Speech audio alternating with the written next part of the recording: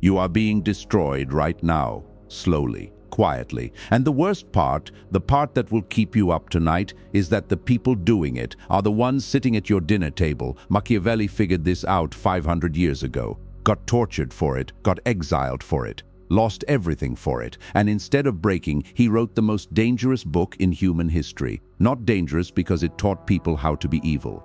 Dangerous because it showed people exactly how evil already works in your office, in your family, in your friendships right now, today, in your life. And the reason most people never read it properly, the reason schools don't teach it, the reason nobody brings it up at dinner is because if you truly understand what Machiavelli was saying, you can never be manipulated the same way again. So we're going to go there, completely. No softening it, no motivational spin. Just the raw truth about why the people around you, the ones who smile the widest, are often the ones pulling the floor from under you. And if at any point in this video something hits different for you, if you recognize a person in your life, drop it in the comments, because I guarantee you're not alone. And I want to know your story. Machiavelli opened with something that took me years to fully absorb. He said men have two dominant drives, the hunger to gain and the terror of losing what they already have. Two drives, that's it. And nearly every human behavior, every smile, every betrayal, every fake congratulations, every subtle jab disguised as advice traces back to one of those two things. Now hold that thought and place it directly onto your own life. Think about the last time something genuinely good happened to you: a promotion, a business that started gaining traction, a physical transformation, a relationship that was going well, a goal you finally reached. Did everyone around you react with pure, uncomplicated joy? Or was there something else in the room, something underneath the congratulations that you felt but couldn't name? That feeling you dismissed as overthinking, Machiavelli named it 500 years ago. And it's not overthinking, it's pattern recognition. It's your instincts doing their job and your politeness shutting them down. The first mechanism people use to quietly destroy you has nothing to do with anger or confrontation. It comes wearing the face of love. I'm just worried about you. Are you sure this is the right move? I just don't want to see you get hurt. These words land differently depending on the timing, because when someone plants that seed of doubt at the exact moment you're about to take the boldest step of your life, right at the edge of the jump, what they've just done isn't protection. What they've done is reach inside your chest and squeeze. Machiavelli documented this with precision. He said the most efficient way to destroy a man is not through direct attack. It's through self-doubt. A man who doubts himself will do all the destroying himself. The people around him don't even have to lift a finger. And here's the part that makes it even more devastating. Most of the people who do this to you are not consciously malicious. They genuinely believe they're helping. The mechanism is buried so deep in human psychology that people sabotage the people they love without any awareness that they're doing it. And that right there is more dangerous than an obvious enemy, because you defend yourself against enemies, against someone who says they love you. You lower your guard, you let the doubt in, you call it wisdom, you call it perspective, you call it being realistic. Tell me, has someone ever used love as the weapon to slow you down? Drop it in the comments. I want to understand how it happened to you specifically. Now we need to talk about envy, because Machiavelli didn't treat envy as a personality flaw. He treated it as a structural force, like gravity. It doesn't care who you are, it operates on everyone, and it operates silently. Nobody will ever tell you they envy you. That's not how this works. What they'll do is give you a compliment with something wrong inside it, a celebration that somehow leaves you feeling smaller than before they said anything. An interest in your plans that doesn't feel like curiosity, it feels like mapping. Wow, you've been doing so well lately. Must be nice having that kind of time. You smiled, you said thank you, you walked away and something felt off and you told yourself you were being too sensitive. You weren't being too sensitive, you were reading a frequency that your brain registered correctly and your social conditioning told you to ignore. Envy doesn't arrive loudly, it arrives in patterns. The person who never fully celebrates you, the friend who always identifies the problem in your opportunity, the family member who responds to your good news by steering the conversation towards something that makes you doubt yourself. Machiavelli said envy was the single greatest reason great men are destroyed. Not lack of skill, not bad timing, not poor strategy. Envy. The question is, do you recognize it around you right now, or have you been explaining it away as something else? Now I need to say something that's going to be uncomfortable. and I need you to sit with it rather than reject it immediately. Machiavelli said that the greatest threat to a rising man is not his enemies, it is his allies. Not the people who openly oppose you, the people you trust, the people inside the walls, the ones you've given access to your actual thinking, your fears, your plans, your doubts, your ambitions. Why are they more dangerous? Because your enemies, you're already guarded around. Your allies, you've handed them the architecture of your mind. And if the day ever comes where their interests and your interests no longer align, and Machiavelli was clear that this day always comes, they can use everything you gave them. Julius Caesar is the most brutal example in history. Not killed by political opponents who hated him from across the room, killed by men he had elevated. Men he had given power to, men he considered family. Brutus didn't wake up evil. He woke up with interests that diverged from Caesar's, and when the calculation changed, the loyalty changed with it. I'm not asking you to distrust everyone. That leads to a different kind of destruction isolation. What Machiavelli was saying is this: people act in their own interest. This is not cynicism. This is the operating system of human beings. When your interest and their interest align, their loyalty is real. When alignment breaks, so does the loyalty. So before you share your deepest plans with someone, ask yourself, what is the version of the future where what I'm telling you right now could be used against me? That question is not paranoia. That question is armor. Machiavelli wrote one line that I've thought about more than almost anything else I've ever read. He said, "Men more quickly forget the death of their father than the loss of their inheritance." Read that again slowly. What it means in your life is this: every sacrifice you've ever made for someone, every time you showed up, every favor, every piece of yourself you gave, every moment you chose someone else's comfort over your own advancement, the moment you stop being useful, the moment you make a decision they disagree with, or the moment you stop giving them what they need from you, all of it evaporates.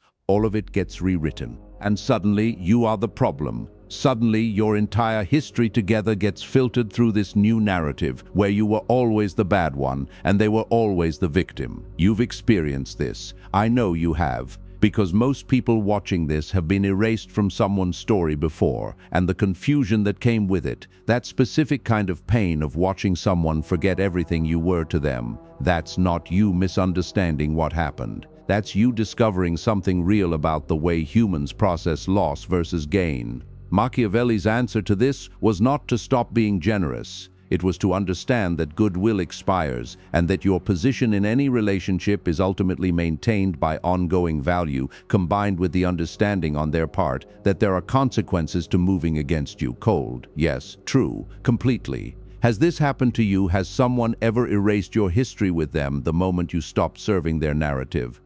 Tell me in the comments, because this particular wound is one most people carry completely alone. Let's talk about the performance, the gap between what people show you and what they actually think. Machiavelli observed that men judge almost entirely by appearances, by what is visible, by what is performed. The substance underneath the surface, very few people ever actually examine it, which means that the people around you have mastered a performance. They perform support, they perform celebration, they perform loyalty. And they perform it most convincingly in public, in group settings, in social environments where the cost of dropping the mask is social embarrassment. But watch what happens in private. Watch what happens when there's no audience. Watch what happens in the one-on-one conversations. Watch how they talk about other people who are succeeding, because that is the mirror of how they talk about you when you're not in the room. Machiavelli said the wise man does not listen to what people say. He watches what people do, especially what they do when they think no one significant is watching. Here's the diagnostic question, and I want you to genuinely answer this for yourself. Not with the answer you want to be true, but with the answer your gut already knows. Think of the people in your life who call themselves your supporters. When something genuinely good happens to you, something that represents a real step forward, do they celebrate you the same way in private that they do in public, or does something shift when the audience disappears? That shift, that gap, that is your real information about who that person actually is. Machiavelli identified something he called the threat of the exceptional, and it is operating in your life right now, whether you recognize it or not. When someone in a social group starts rising significantly, when their income, their reputation, their physique, their relationships, their confidence starts pulling genuinely ahead, something activates in the group. Not envy exactly. Something older, something biological. The fear of being left behind, and more specifically, the fear of social irrelevance. The fear that if you rise too far, you will no longer need them, you will no longer belong to their level, and the group will lose its grip on you. Groups, families, friend circles, workplaces behave like organisms. They try to maintain equilibrium. They try to regulate their members back toward the group average, not through some conscious coordinated conspiracy. Through accumulated small pressures, you've changed. Don't forget where you came from. You think you're too good for us now? These are not innocent observations. These are the immune system of the group attacking the cell that is differentiating itself. And the person who doesn't understand what's happening responds to those pressures by shrinking, by pulling back, by making themselves smaller, so the group becomes comfortable again. Tell me, have you ever made yourself smaller to keep someone else comfortable? Have you ever dimmed something about yourself, your ambition, your success, your confidence, because the people around you made it clear they preferred the older, smaller version of you? Answer honestly. In the comments, because I think most of you have done this and never once called it what it actually was. Now here is the most important thing I'm going to say in this entire video. The destruction that Machiavelli was documenting, the most permanent, most insidious version of it, is not what other people do to you. It is what you eventually start doing to yourself because of what other people have done to you. When you spend enough years surrounded by people who subtly undermine you, enough years absorbing the doubt planting, the quiet sabotage, the cool competitive energy that never lets you fully land, you begin to carry their voice internally. You start hesitating before you act. You start shrinking your ambitions to a size that won't make anyone uncomfortable. You start adding preemptive apologies to your own ideas. I don't know if this is going to work. But because somewhere inside you've already internalized the critic, you've made them a permanent resident in your own head. And now the people who were limiting you don't even need to be present anymore. They left the room a long time ago. But they're still operating. Machiavelli wrote that the greatest fortress a man possesses is not wealth, not allies, not reputation, his own spirit, his internal resolve, his clarity about who he is and what he is building maintained against every external pressure that tries to reshape it. Because the people who want to destroy you, consciously or not, the final target is always the internal resolve. If they can break that, they don't need to do anything else. You will finish the job yourself. So what does Machiavellian self-protection actually look like in practice? It looks like watching behavior instead of listening to words. Words are constructed for you. Behavior, especially private behavior, especially behavior under pressure, is where the truth lives. It looks like protecting your plans during the building phase. Share the outcome when it's complete. The construction phase is when you're most vulnerable. Vulnerability during construction is an invitation for interference. It looks like extending trust in proportion to demonstrated loyalty, not declared loyalty, not historical loyalty. Current demonstrated loyalty. Anyone can claim to be in your corner. The evidence is in what they do when being in your corner costs them something. It looks like noticing without drama who gets quietly uncomfortable as your life improves. That discomfort is data. It doesn't automatically make someone your enemy, but it tells you something about the nature of that relationship that you need to factor into your decisions, and it looks like protecting your internal state above everything else.